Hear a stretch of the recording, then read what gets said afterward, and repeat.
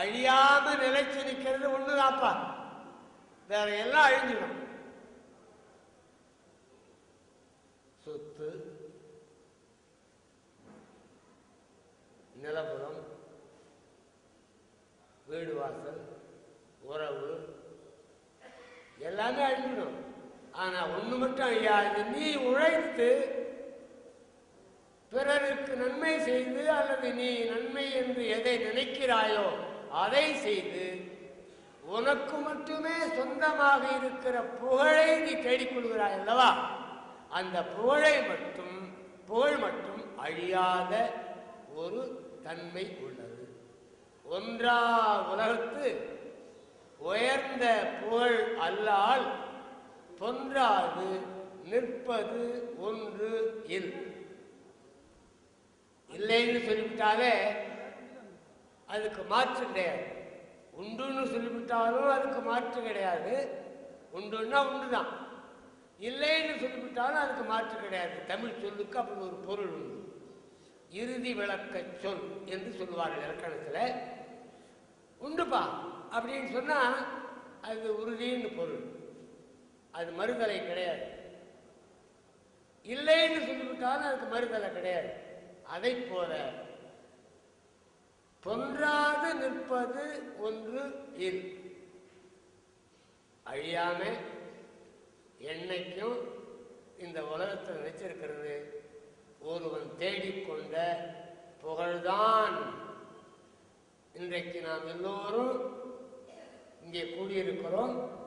திருநாவுக்கரசர்களோடு நம்மை பிணைக்கிற ஊடகம், பிணைக்கிற கயிறு எது அப்படின்னா தமிழ் உணர்வு தான். நாம் தமிழர்கள் என்கிற இன உணர்வு தான். நான் தமிழ்நாட்டார் என்கிற நாட்டு உணர்வு தான். அவர் எவ்வளவு படித்திருக்கிறார் என்பதெல்லாம் நம் ஆய்வுக்கு அப்பாற்பட்ட செய்தி.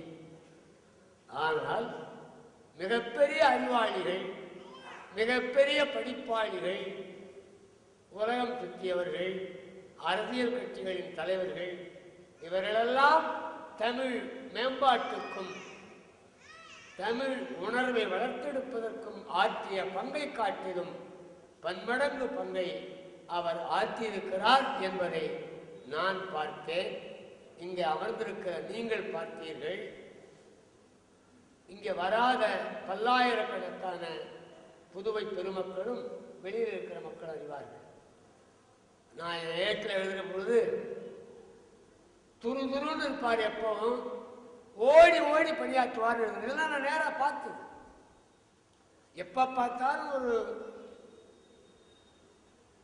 8 வயசு 7 வயசு குழந்தைக்கு துருதுருன்னு அழிதல் வீட்டில், அதை போல துருதுருன்னே இருப்பார். அவர் சோம்பி இருந்ததே கிடையாது.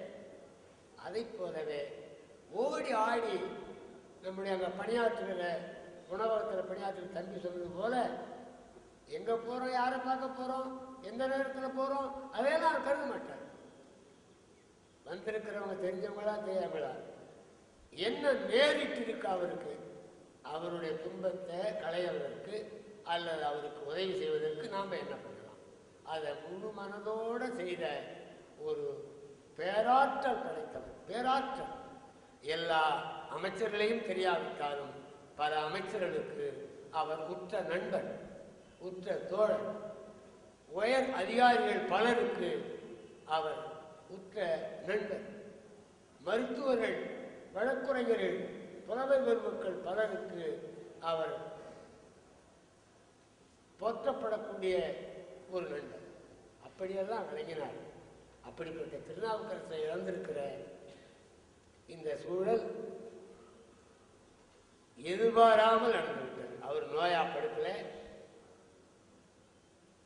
யாருக்கும் துன்பம் கொடுக்கல, ஏதோ விளையாட்டுத்தனமா போனார் என்று நான் நினைக்கிறேன்.